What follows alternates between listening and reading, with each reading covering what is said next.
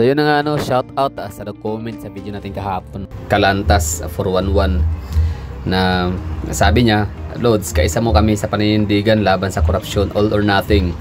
Tigilan na natin yung pagiging panatiko at pagsamba sa mga political dynasty at kumalas na rin sa kulto kung gusto natin ng tunay na pagbabago. Well, maraming salamat sir, kung talagang ikaw ay kaisa nga sa anti-corruption. Nakalungkot kasi sir Rogelio, sa panahon ngayon hindi kasi lahat ng mga may dalang placards nagmamarcha sa kalsada doon sa may Kamaynilaan ay puro anti-graft in corruption, kundi yung mga yon ay ginamit lang nila ng pagkakataon na merong ganitong rage sa taong bayan against corruption at sasabayan nila yon.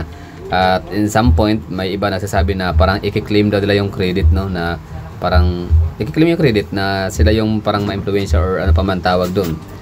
So hindi sila anti-graft in corruption haters, o hindi sila anti-graft in corruption, kundi anti-Duterte lang sila, di ba? So alam niyo yun yung problema kasi sir Rogelio, nasa Kongreso, House of Congress, masyadong napakahalata, napaka-obvious. I mean, andyan na lantaran, napakaliwanag pa sa sikat ng araw na kurakot si Martin Romualdez, kurakot si Saldico, kurakot yung napakaraming mga sangkot na mga congressman, di ba? Meron nang mga witness, meron nang mga whistleblower, meron nang mga kontraktor at mga taga DPWH na nagpapatunay kung saan meron talagang mga maanomalyang mga kaganapan, meron talagang korupsyon, malawakang korupsyon na nagaganap sa timbayan. Pero ang tanong ko sa iyo sir, ito na lang, sagutin mo, bakit pa rin Duterte pa rin ang pinagsisigaw ng ninyo? Di ba? Kung hindi ka man kasama doon sa mga NPA na yon, kung hindi ka makasama sa mga Dilawan and the mga liberal parties, mga Unipink and Pinglawan. So ganito na lang, pwedeng pakisagot ng katanungan ko na to. Ito seryoso to, ito ay mula sa puso. Ito talaga ay seryoso o sincero, talagang tunay. Hindi ako nagpapanggap dito na kung ano pa man, Baga ito ay tunay galing sa aking kaibuturan na yung puso, na ako'y nagtataka, na kung bakit ganun, Bakit sa kabila ng na masyadong malinaw sa sikat pa ng araw na si Martin Romualdez, Saldico at mga congressman at mga taga DPWH ay nagkasala, bakit Duterte pa rin? Sige nga, bakit Duterte pa rin yung lagi nilang sinisigaw na yan nga, pabababain si Sara Duterte? Bakit si Sara Duterte?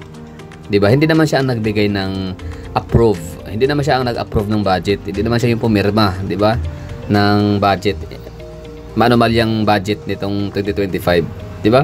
Si BBM naman, bakit si Sara yung ipapa-impeach nyo? Bakit si Sara yung gusto nyo talagang nanggagalait at yung tanggalin? Kasi ba siya lang talaga yung pinakabanta ng lahat, Possible, pwede. Kasi si BBM, di ba, sabi ng iba may mga leak Actually, may mga leakage or meron tayong mga information na makukuha. Punta kayo sa Reddit, maganda doon.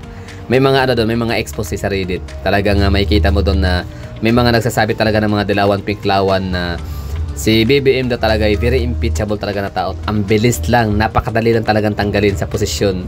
Ang bilis lang talaga impa-impeach siya si BBM. The problem is, hindi nila pwedeng gawin yun dahil maupo si VP Sara. Matik yun. Kaya ang gagawin nila, get rid first, si VP Sara Duterte, tanggalin daw muna by hook or by crook at all cost.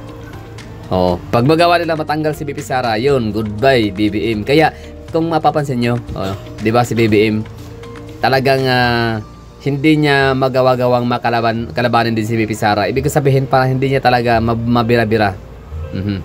Kasi nga pag once na si VP Sara ma-impeach, matanggal, alam ni BBM yan at ng kanyang mga tropa na siya ang sunod. Ganon yun. Kaya napakaswerte, blessing in disguise talaga, napakaswerte, sarap buhay talaga ditong si Bongbong Marcos, kasi andyan napakalaki na harang na wall, bakod itong si VP Sara sa kanya. Kasi hindi siya basta-basta mapapatanggal dahil andyan nga si VP Sara. Kumbaga, di nila matitibag yun at hindi talaga never ever matitibag si VP Sara. Sabihin nun, patuloy ho siya maging presidente hanggang sa matapos ang kanyang termino sa 2028. Ganon, Kasi hindi papayag ang hindi talaga magawang ma-impeach, no? Or ipa-impeach kahit alam nilang kaya, hindi lang ipa-impeach kahit alam nila rin sa Hontiveros na madali lang ma-impeach si Bongbong Marcos. Kasi nga lang, ayan, BP Sara naman Duterte ang ano, oo po. So sakit sa ulo nila yan kasi nga si BP Sara, alam naman talaga natin yung kanyang advokasya, anti-NPA yan. Ayaw niya sa mga NPA rebelde, ayaw niya sa mga kaliwang grupo. Alam niyo ba na si BP Sara ay mapagmahal yan sa mga bata. Mapagmahal yan sa mga magulang na nagpapaaral, pinaghirapan nila yung ano. Basta family woman, oo. Malaki ang kanyang pagpapahalaga sa pamilya. So ayaw niya magkaroon ng magkawasak-wasak ang kanyang pamilya. Lalo na yung mga nanay na naghahanap buhay para sa mga anak na papag-aral. Tapos re-recruitin na ng mga NPA rebelde, dalhin sa bundok at yun makipagsagupaan sa mga sundalo at pulis, mga matay. At iiwan na yung bangkay. Kukuha ng mga bangkay ng mga batang NPA, bagong may inosenteng na recruit na brainwash, ayun, ang magpapalibi yung mga sundalo at kapulisan, di ba? O ganun yun. So ayun, BP Sara talaga sa mga sa mga NPA kasi hindi naman talaga produktibo yung mga yun. Wala tayong pakinabang diyan, no? Sa alot sa kalipunan. Oh, hindi lang sila basta kay piste, salo talaga sila. Delikado, banta no sa basta salo to. So anti-Duterte, anti-NPA itong si BP Sara Duterte. Kaya ganyan na lang talaga na takot na takot at nang gagalaitit, ayaw na ayaw ng mga dilawan kay BP Sara. Totoo yan. Kasi alam nila meron silang kalalagyan. At alam nila si BP Sara hindi basta-basta na magjo-joke lang or mangsasaywar. Pag sinabi niyang ganun, yun talaga yun. Hindi siya negotiable. Hindi siya mababayaran ng budget, sabi nga niya, di ba? At it's obvious yan, mga taga Davao, alam namin yan eh. So ngayon, Sir Rogelio, balikan kita. So, kung hindi tayo, tapusin ko na ito sa lamin, tigilan na natin ang pagiging panatiko at pagsamba sa mga political dynasty. So, sige. Okay na sana eh. Dapat sinabi mo na lang natin, tigilan na natin ang pagiging panatiko, mapa-political dynasty man o hindi. Diba? Parang medyo, medyo sasang-ayan pa ako dito. Sige, tigilan natin ang pagsamba. Hindi lang sa mga sa lahat ng mga politician. Dapat naman talaga, bakit naman kasi talaga dapat, hindi naman talaga dapat sasambahin or katakutan ang mga politician. Ibig sabihin parang yung sasambahin. Totoo yan, pinipraise talaga. Alam mo, sa totoo lang, ako nalulungkot talaga, bata pa ako.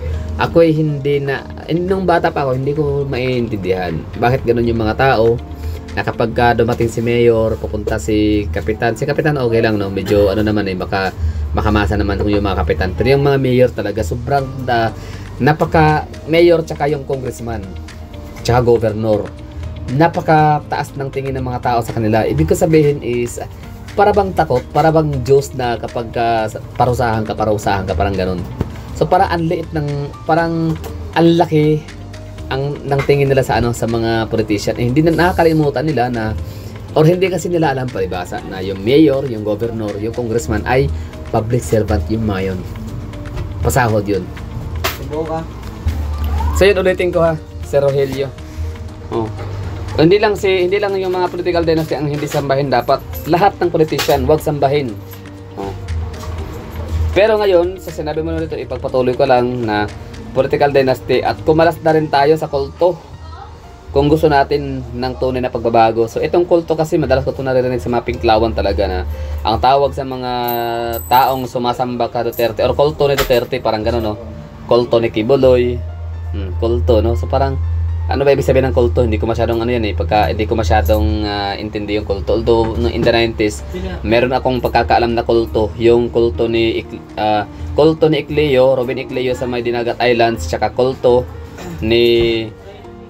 basta yung yung mga nangangatok ng bahay, kung sino daw kung kanino daw yung tsinelas na maapakan ng kulto na yon sa labasan ng bahay, sa pintuan. Siya daw yung bubukas ng pintuan at iyon, masakar daw lahat ng mga nasa loob ng bahay. Parang ganun yun. Yun yung kulto pagkakalang ko, no? Tsaka yung si Commander, Commander Toothpick ba yun? Or yung Ilaga? I don't know, basta somewhere. Hindi ko alam kung saan yun. Basta bata pa ako nun, no? So hindi ko masyadong basta yun pagkakalang ko sa kulto.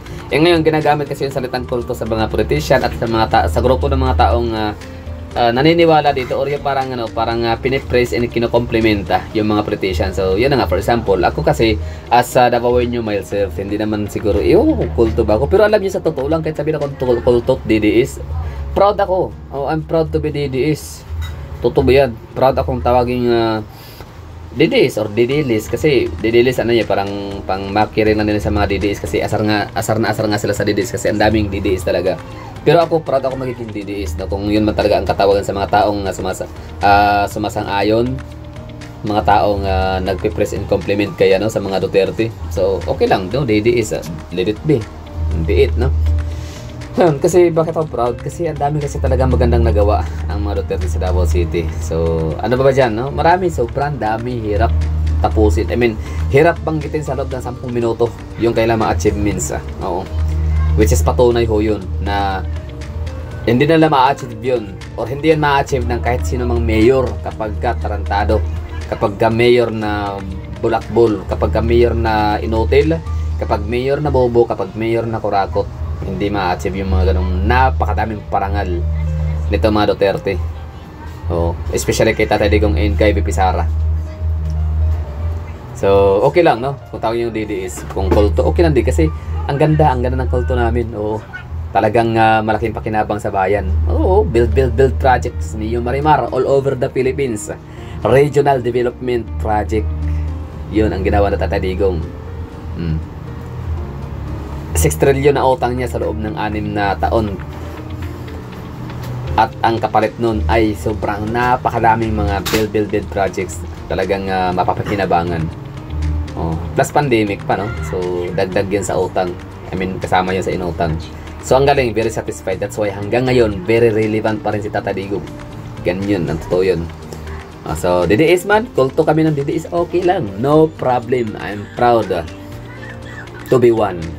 Ganun yun, no? So, Sir Rogelio Calanta, sino ngayon ang ito, huling tanong ko sa iyo, sana nakikinig ka pa rin, andiyan ka pa rin, no? Sino ngayon ang, sino ba ang mga politician ang hindi political dynasty? Let me know in the comment box. Di ba? So, is it Leni Robredo? Sure ka na hindi sila political clan? Hindi sila political dynasty? Sure ka na hindi politician ang kanyang tatay, ang kanyang lolo, mga pinsan o kamag-anakan, or wala silang history of politics? I don't know. Hindi ko rin alam. Kaya nga ako tatanong, no? So, if your answer is yes, type mo dyan, yes, ganun. Tapos, why? Ganun. So, yala siguro. Sino pa ba, ha? Sino bang mga tao dito sa Pilipinas, mga politician ang hindi political dynasty? As far as I know, lahat yung mga yan, may mga yan sila, may mga historical and mga backgrounds, no, sa kanilang pamilya, family history na politicians. So that would be all. Thank you for watching and listening.